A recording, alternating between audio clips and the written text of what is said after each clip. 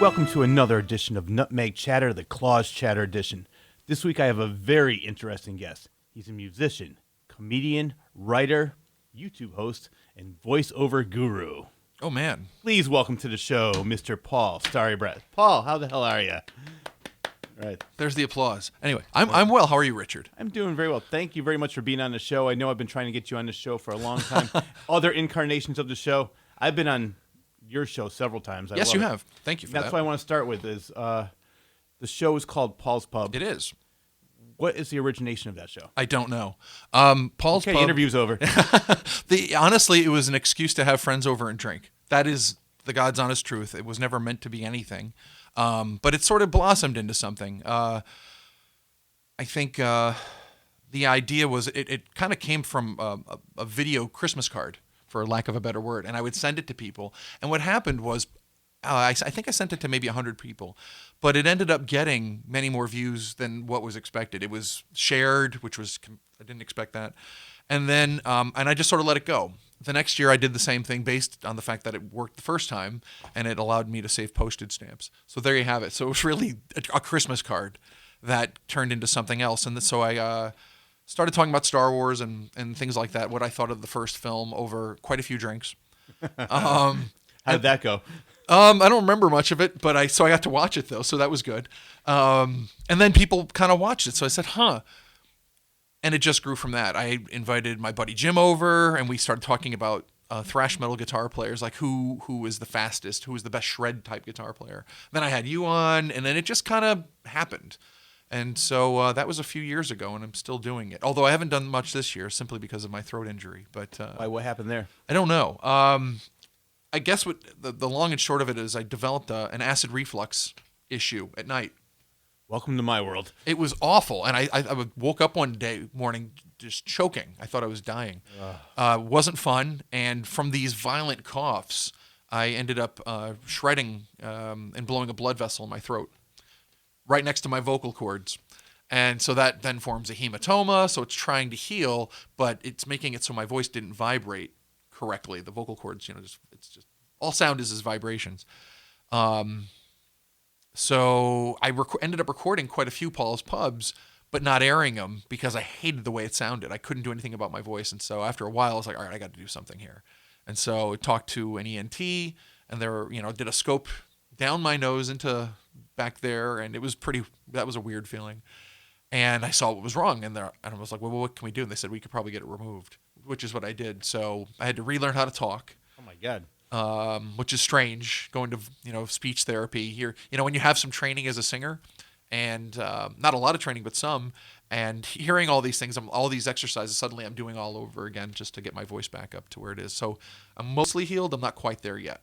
I was going to say, it sounds like you're pretty much back to normal now. But. Oh yeah, it's the problem is that the voice gets tired quickly now. So I have to conserve and think about airflow and where is that coming from in the diaphragm and how do you use that correctly, and all the things I had to think about being a musician I had to pull into now. All of a sudden I have to do it every day, even though I might not be singing. Now, did you start off as a musician? Yeah, I started playing trombone. I think I was 9, and simply because I was a huge fan of Chicago. Back then they were a very popular band. They were sort of creating that whole horns with, rock thing. And in the 80s, that was still very appealing to me, although I prefer their stuff from the 70s.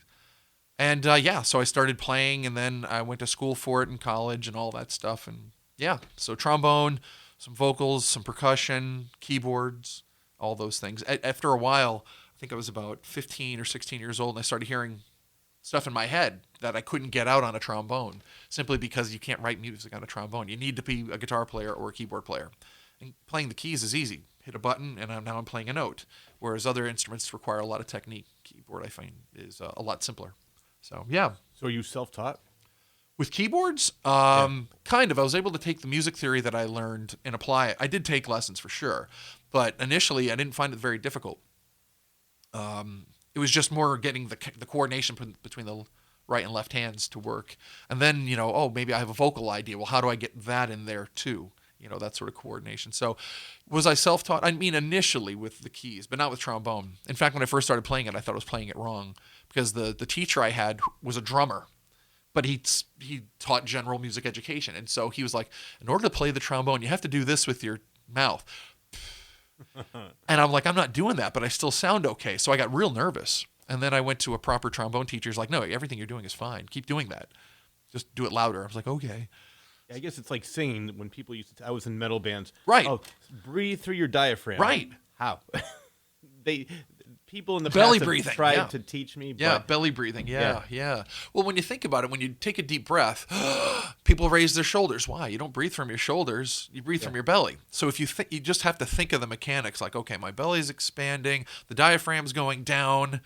As I'm saying that, of course, I'm closing my eyes because I'm back into that lesson of how it was taught. So, in through the nose, out through the mouth. There's a way to use your vocal cords. Yeah, but when you're doing metal, yeah. you don't think about, when you're singing anything, you don't think about these things. But even metal, when I'm moshing around doing stage dives, I'm not thinking about, am I breathing through my diaphragm You're right thinking now? about, am I going to put a boot through someone's head? Or somebody going to put a boot in my head. That's exactly what That's what happens with moshing, yeah. Good times. Good times. Painful, but good. Yeah. One of the things I admired about Paul's Pub was your production skills. Because we did an episode on the origin of May Day. It was on Did we? May 5th. May the 5th, May the yes. 5th, sorry, May the yes, 5th. Cinco de Mayo. Cinco de Mayo, that's Cinco what I'm de thinking Mayo. of. Yeah, we did the origin of Cinco de Mayo. Yeah. And we had this whole production, and you were, I forgot your character's name. Pablito. Yes. Pablito. But what impressed me most about not only that one, I'm just using that as an example because that one I was on, I like to self-promote a little bit. He does, very much so. Oh But my. anyway, Oh my. Your production skills, did you learn that on your own, or did you go to school for that? Right, that was a funny one, yeah, because I had to film it, I had to act in it, and then of course all the post-production, trying to stitch all that together. So everything I learned about music production in school really applies pretty easily to the video world. They're really not that different. Writing a song, recording a song, and creating an idea for a video, and then editing that thing are very, very similar. The idea of work, same with Photoshop. You're working in layers, and you're just putting all these things together. So I found those skills to be transferable. So when I learned Photoshop, I was pretty much self-taught. Of course, now you have YouTube and stuff where you can learn anything. There's no excuse to not know anything anymore because of everything's been, someone shot something somewhere, and you can learn that thing, whether it's changing a carburetor or editing a film or whatever it might be. But anyway, for me, it was just transferable skills. What I learned producing music easily translated into the visual world, very easily. At least I think it is. And that's that, really, yeah. That was a lot of fun. That was I love that. very politically incorrect and very inaccurate as to how Cinco de Mayo happened, by the way. Where can people find Paul's Pub? What's that? Where can people find Paul's Pub? I got the Facebook page, Paul's Pub, and then there's the YouTube channel also. All right. You have to check it out. He has a lot of great videos, That's silly. a lot of great interviews. And Thank you. Probably one of the most painful episodes for me was the ghost pepper episode. What are you talking about? You're the only one that didn't break out in a sweat. That was the first time. The second time... Well, the second time I think we were doing Trinidad 5-pot peppers. That's what it was. But I was growing them hydroponically, so I can make them. You can control that level of heat to a degree, and so I just went crazy with nutrients, hoping to not burn the fruit, which it didn't, and that was brutal. Yeah. That one was brutal. The first one, everybody thought I wasn't human. They're like, "Are you some kind of robot?" Because That was crazy. Not affect me at all. The second time, let's just say I cowered in the corner when I got home. My stomach was churning a little bit. I knew something was wrong when the hair on the back of my neck started suck straight out. It's funny how people react to the heat. Like we had one guy he got gassy. He started hiccuping a lot. And that does that to some people. Some people get the beads of sweat. Some people the red face or whatever. I'm a lover of the heat, but that was absolutely brutal, man. Always a good time though. That was brutal. All right, we'll be right back in a moment with musician, comedian, writer, YouTube host, and voiceover guru Paul Starybrat and Nutmeg Chatter, the Claus Chatter edition.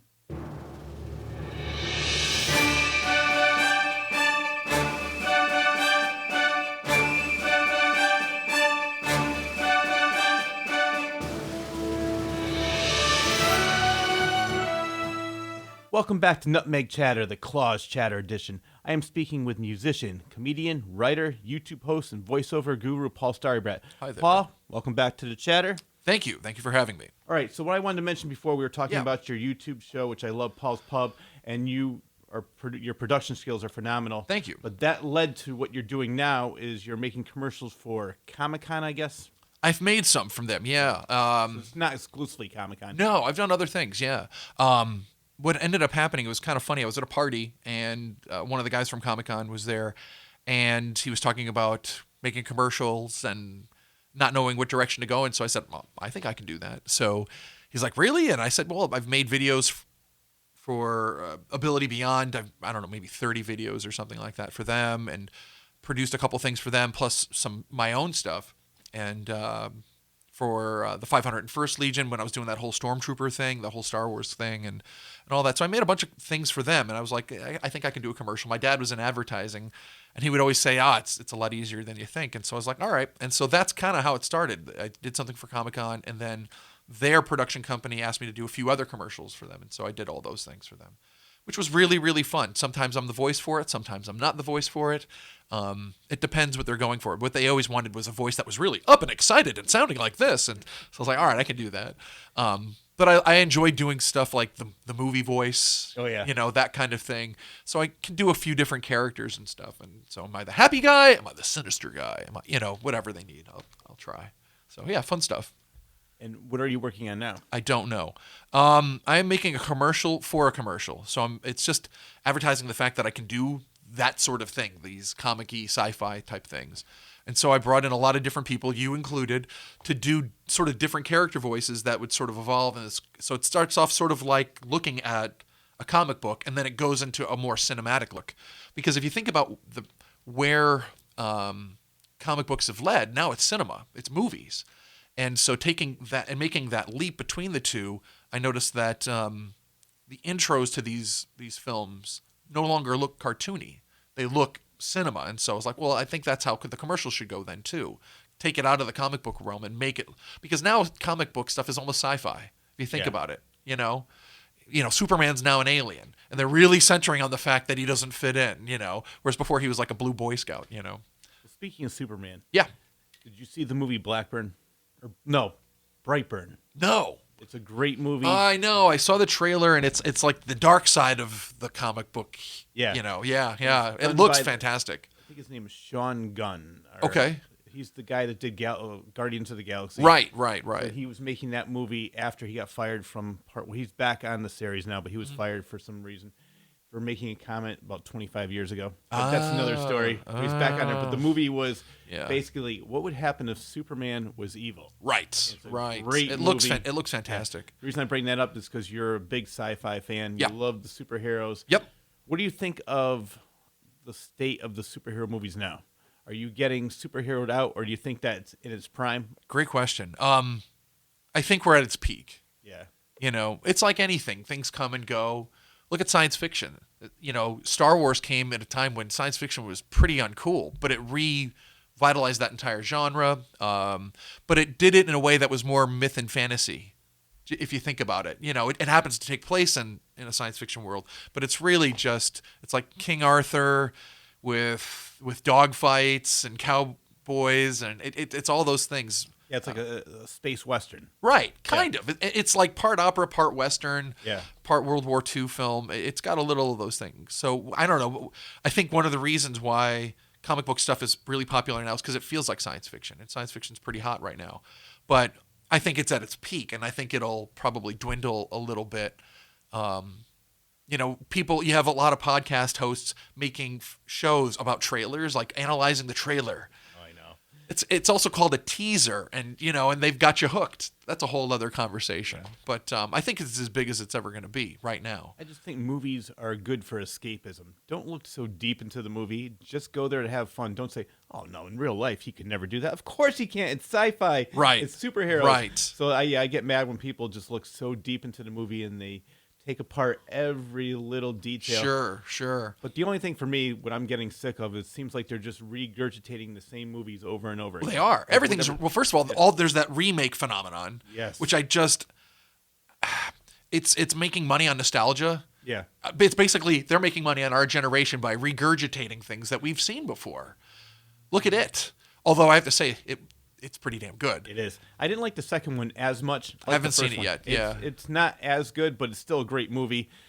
But yeah, and I read an article. It was some studio head said, we really don't care what the movie is like. All we care about is the name brand. Like they'll say like people remember Assault on Precinct 13. People remember, When a Stranger Calls. People Sure. have no idea we don't really care about the content. All we care about is getting people in the theater, get our money that first Sure. weekend, then everybody will say, yeah, this movie stinks, and then they're gone. So then they're on to the next remake. Absolutely. So, Look, yeah. I mean, look at Star Wars. It's a brand. Oh yeah. And that brand I feel is tarnished now. I don't feel it's what it was. No, when you know why? Because back then in the 70s, when it came out in 77, the first one, it was an event. 77, Yeah. Star Wars came out in 1980, Empire Strikes Back came out. It was more of an event. Now it's like every 6 months, like something new is like, all right, we're sick of it. I mean, that's what happened. It's with definitely saturated, but the quality isn't as good. No.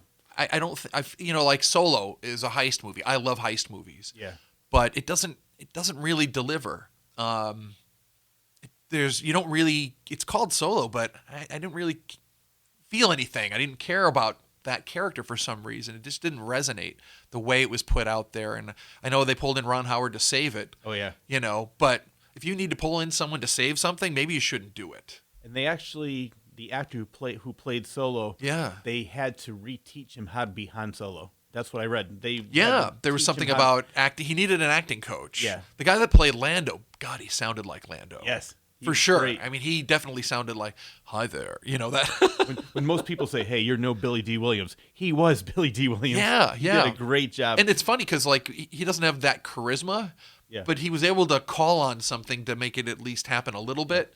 But overall, the film was just like, the introduction of him into Chewbacca and which I thought was interesting until he started speaking Wookieese. No, don't do that. First of all, you don't sound anything like a Wookiee. Yeah. That was just laughable. Yeah. It was laughable. Not as bad as the last Star Wars though. Which With is The Last Jedi? Last Jedi. Oh my God, you gotta check this out. Paul's Pub does a whole show on how bad that movie really is. Well, I brought in quote experts. Yeah. It was like Uber fans, people from the that are own Stormtrooper armor because they're going to be super into it. And I actually brought someone in that has done product development, for Lucasfilm, and he said he liked it. But if you kind of read between the lines, you felt this uneasiness about even having the conversation. What I liked was that Mark Hamill was really adamant. He goes, Luke Skywalker would never do this. And Right. they actually had to tell him to be quiet at Comic-Cons because they're like, you're ruining it. Don't badmouth the movie. Well, they had the president of Lucasfilm Limited there. As he's on stage talking about how he fundamentally disagreed with everything they had Luke do. The quote, fundamentally disagreed with everything. And then the LFL person says something like, understand that has a significantly awesome and major role or something like that. And I mean, then you watch it, I'm like, oh my God, I have to agree with Mark on this. Oh, no, me too. And there were a lot of other people that agreed too. Yeah. I've met a lot of people, and there was one person I know that liked the movie, and I think he was related to the director. I'm not sure, but there definitely has to be a reason why he liked that movie. Oh. Anyway, it's time for another break, but when we come back, Let's break. I want to talk to you about, speaking of Star Wars, you had a great visit with Princess Leia, a.k.a. Carrie Fisher. Oh, we're going to go there? We're going to talk about that? We are going there. Okay, we can go there. We'll be back in a moment with musician, comedian, writer, YouTube host, and voiceover guru Paul Starybrat here on Nutmeg Chatter, the Claus Chatter Edition.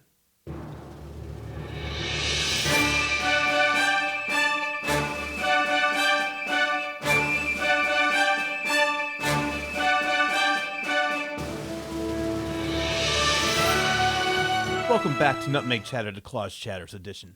I'm speaking here with Paul Starybrat, and when we last left off, we were speaking about Star Wars, and he has a very interesting story regarding Princess Leia, a.k.a. Carrie Fisher, Oh, no. and her mom, Debbie Reynolds. We only have 10 more minutes left, and it usually takes about 45 minutes for me to tell the whole story. So right now, in Nutmeg Chatter, the Claus Oh, no. Chatters Edition, you have the Reader's Digest condensed version. Paul, I will try. take it away. So, All right, so I was part of an organization they're just uber Star Wars fans, and we made costumes celebrating the bad guys in Star Wars. Let's face it, they had the better costumes. Bathrobe Jedis versus Stormtroopers, right? You got to look at the Stormtrooper costume and say that's cool. So we would do all these different events all over the world, really. It's a big organization named after a Levi's brand, ha ha ha. And long story short, I'll try to cut to the chase here best I can. We were doing an event. We were contacted by Carrie Fisher's stage manager. She has a one-woman show called Wishful Drinking, which was great. Fantastic. Yeah, it was actually they actually put it on HBO. Yeah, that's where I saw it, and I didn't realize that she was so funny. Hilarious. She is hilarious. Her wit, yes, is watch what you say because she'll call you on anything and everything. She was such a really great and fun woman. It's unfortunate what happened with her, of course, but. I was lucky enough to meet her. So we get a call from her stage manager saying, hey, it'd be great if we had some stormtroopers sort of warming up the line, while people are coming in. And so I said, we would love to do that. If you can get some tickets our way, that would be really fantastic. So we were warming up the lines, doing our thing, wearing our costumes, stormtroopers. And there's a whole other story. It was the best day of my life. It was the worst day of my life. This happened on my birthday. And, which was great. That's what made it such a great birthday. And out of the corner of my eye, I see this woman, sort of petite, and I'm like, is that Debbie Reynolds? And of course, Debbie Reynolds is Carrie Fisher's mom, and she was married to Eddie Fisher. Yes. And so I was like, hey, I know you're here for your daughter and stuff. Could we do a pic real quick? And so we did a picture of our group all in costume with Debbie Reynolds, which was really great. That was very cool of her. She didn't have to do that, but she did. Anyway, she seems very nice, or she seemed very nice. I mean, back in the days of the song and dance, oh yeah, Hollywood. I mean, she's Hollywood royalty. Singing in the Rain is one of my favorite. Oh musicals. My God! I love how many films did she do? Yeah. Well, it's so funny. I love that clip. We won't get too deep into it, sure. But where Eddie Fisher is swinging her around, putting her under her legs and everything. He goes, yeah, this is where she was pregnant with me. Now you understand where I came from. Or how I am. And I just remember that part because she was showing clips of all of her dancing moves. And yeah. She was 4 months pregnant with me. Yeah.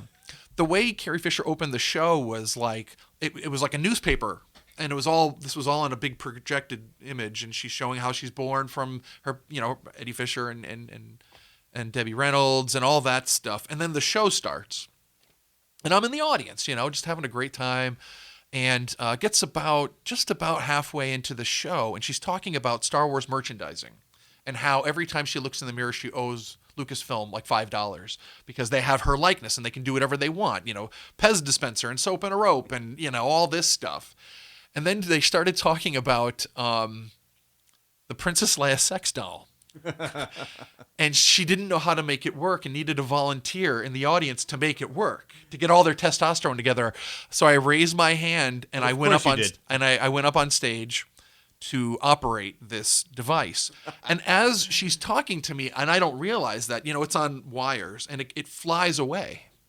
And people are laughing. I don't know why they're laughing, And then down comes, unbeknownst to me, the Carrie Fisher cinnamon bun wig. And she's wearing one, incidentally. And as I turn around, it kind of hits me in the face, and she, puts it on my head. And there I am on stage with Carrie Fisher, and I'm just starstruck. And I've met celebrities before, but she's Princess Leia. I mean, I had a crush on her since I was 5 years old. And here I am looking into those deep, deep brown eyes, and I'm just like, and I think I muttered, this is the best birthday I ever had. She goes, it's your birthday? And I'm like, yeah. She goes, well, happy birthday. She pinches my rear end and then gives me something to read, which is the outro for the first half of the show. And I had, something like, may the intermission be with you always. And then she pulls me on top of her and we're on stage and I'm on top of Carrie Fisher on a stage. And my brain was like, what's happening? And then I was like, oh, wait, this is like all like limbic system stuff. And then you're like, I know what I have to do now. And I'm not going to say much more than that. It was very, very funny. And then we'll let the imagination go where it wants to go. Yeah. And then she just sprung up, grabbed my arm and yanks me backstage. And she goes, can I have a picture with you? And I'm like, what? Yeah, as long as I can get a copy. Her stage manager says, yeah, just give me your email address. And sure enough, I got that. And so we take a couple pictures, and then she said, I'll return you to your generation or something like that. Really kind of a funny, witty. And I go off the stage back to my friends, and one of them filmed the whole thing. And so that was funny. And I was like, I got to somehow contact them to see if we can use this for one of our podcasts, our video podcasts. Yeah. And so then the intermission happens, and every guy's high-fiving me. It was really weird, and awkward, because I just got to play out a fantasy in front of 1,000 people, which I didn't expect. I think everybody was living vicariously through you that day. It was so funny, man. And then the show starts back up, and she starts talking about Paul Simon and her relationship with Paul Simon, because they were an item on and off for at least a decade. Yeah. And I just kind of blurt out, "Thank you, Carrie." And she goes, "Paul, wait, come back on stage." And I'm like, "What?" So I go back on stage, and she had an outfit change and all this sort of thing. And she says, "I have something for your birthday. Happy birthday." They were her fishnet stockings. So I'm like, okay. And she wrote on the package, "We'll always have Hartford. Love, Carrie. Happy birthday." And so I'm just like, in a daze, truly in a daze, foggy. And I'm in a daze just listening to the story. it was so funny. Yeah. And You could tell, like I said before, she has such a great sense of humor, and she's not uptight, and she just had so much fun. the funniest, wittiest. I mean, she didn't have to do that for me, but she did, and it was really crazy. There was sort of like this epitaph thing that happened. I don't know if we have time to talk about it, but Boba Fett, who was there, working the line with me, forgot his missile for his rocket launcher jetpack thing. He lost it. And so I had to call the theater, which was the Hartford stage, and I said, "Listen, hey, it's Paul. Boba Fett lost his rocket. If you have it, please let me know." And so I left the message, and I'm like, damn, I'm not going to be home to get this, because this is back in the days of answering machines. Cell phones, really weren't a thing yet. And so I figure I better leave a good message in case they call. And so I said, something like, "Hi, this is Paul, blah, blah, blah, blah, blah," leave a message. "And if this is the Hartford stage or Carrie Fisher, please let me know if I have that rocket," which sounds really funny. And so they called back, and they had a couple extra tickets for me for the last show of the gig, for the run, because it ran for, I think, a week. Yeah. And so as I arrived very early. It was just me. And as I'm crossing the street, I see Carrie Fisher with her brother. And I'm like, do I say hi? Would that be weird? This is an awkwardness, And so I was like, I'm just going to go across the street, and I'm going to have my drink, and that's it. And she goes, "Paul, you're not going to say hi?" And I'm like, "Oh, I didn't want it to be awkward. I'm sorry. You're with your brother. I didn't want to interfere." And and that was kind of the, wow. Yes. Well, you know what? I cannot think of a better way to end this episode of the Claws Chatter. So thank you very much for being on the show, Thanks Paul. for having me, Rich. Appreciate it. A lot of fun. All right.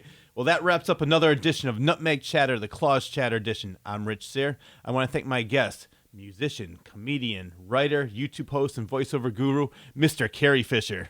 I'm Mr. Carrie Fisher. A.K.A. Paul Starybrat. It would have been a great marriage, I'm sure. I'm sure it would have been. Thanks for listening. Enjoy your day, everyone. Thanks for having me.